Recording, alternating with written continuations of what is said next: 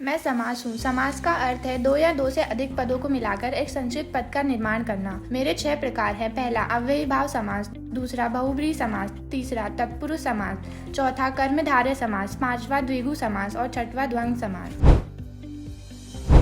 मैं हूँ समास का सबसे पहला प्रकार अव्ययी भाव समास। इसकी विशेषता यह है कि इसमें पूर्व पद प्रधान होता है तथा वह अव्यय होता है। इससे कुछ उदाहरण है यथाशक्ति, शक्ति के अनुसार, यथा विधि, विधि के अनुसार। मैं समास का दूसरा प्रकार बहुब्रीहि समास उत्तर एवं पूर्व पद प्रधान न होकर किसी तीसरे पद की ओर संकेत करते हैं, अर्थात तीसरा पद प्रधान होता है। इसका उदाहरण है लंबोदर, लंबा है उधर अर्थात गणेश जी। मैं समास का तीसरा भेद हूँ तत्पुरुष समास, जिसमें उत्तर पद प्रधान होता है तथा पूर्व पद गौण होता है। दोनों पदों के बीच कारक का लोप होता है, जैसे धर्म का ग्रंथ धर्म ग्रंथ, राजा का कुमार राजकुमार। मैं कर्मधारय समास हूँ। कर्मधारय समास में विशेषण विशेष्य पदों में समास किया जाता है।